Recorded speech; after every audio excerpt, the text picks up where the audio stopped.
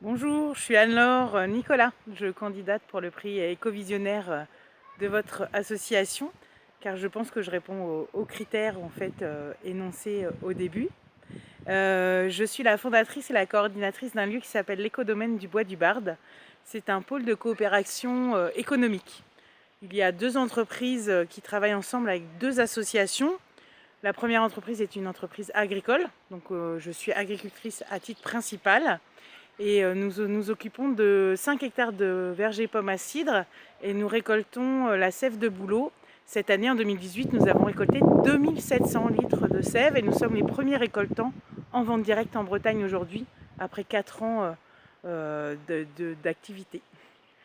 Sur la partie accueil touristique, nous avons créé une SASU qui s'appelle le Champ du Barde. Et nous faisons de l'accueil sur l'éco-camping où nous avons 12 emplacements. C'est une aire naturelle de camping qui est gérée de manière durable, que des toilettes sèches, des bassins phyto pour épurer l'eau, tri sélectif. Nous sommes en cours d'audit pour l'écolabel européen sur la partie touristique et nous serons les premiers à avoir le label, l'écolabel européen sur la destination touristique Calandre-Brèze, cœur de Bretagne. Les deux autres structures sont des associations. Une première est Brest Coopération. C'est une association de formation professionnelle car avec certains bénévoles, on voulait transmettre en fait notre manière de travailler avec la gouvernance sociocratique sur les BAFA, les BFD. L'éducation populaire est aussi un fil rouge très important pour nous.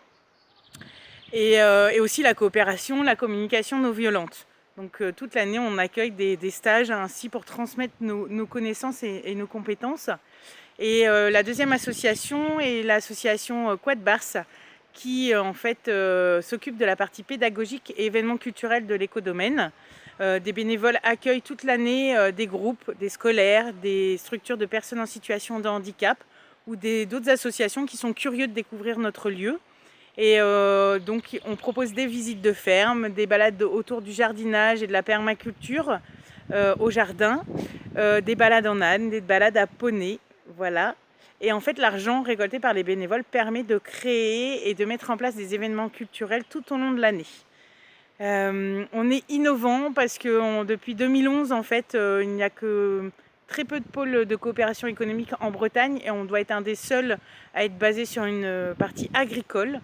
15 hectares à gérer et voilà. Et aussi dans le cadre de la création du pôle de coopération économique qui dépend du coup de l'économie sociale et solidaire, nous avons lancé un appel à projet pour pouvoir accueillir d'autres entrepreneurs ou d'autres associations dans le cadre de la charte éthique de fonctionnement du lieu. On espère, j'espère sincèrement que vous trouverez ce projet, en tout cas ce lieu et ces activités innovants près de l'environnement et d'un lien social parce qu'on fonctionne aussi sur un territoire qui est le Crest-Braise, qui est un territoire rural où on fonctionne beaucoup avec les autres partenaires locaux, le boulanger bio de Mélionnec, le magasin de producteurs qui est en SIC, le marché de Rostronin qui est très riche en agriculteurs bio. On essaye vraiment d'avoir une réflexion locale, en tout cas au niveau des conditionnements. On travaille avec des cartonniers bretons, avec des entrepreneurs bretons pour le conditionnement de la sève de bouleau. Voilà, on a vraiment une démarche de réflexion globale sur le lieu et on veut vraiment dynamiser notre territoire qui est le Crest-Braise. On parle breton sur la structure et on travaille parfois en breton aussi. Aujourd'hui, c'est un luxe de pouvoir travailler dans notre langue. Et voilà, j'espère que je vous ai convaincu et je vous dis peut-être à bientôt. Je vous laisse découvrir mon dossier par écrit. Merci à vous de votre attention et n'hésitez pas à passer au Bois du Barde, ça vaut le coup et on connaît bien notre territoire. À bientôt, Kenavo!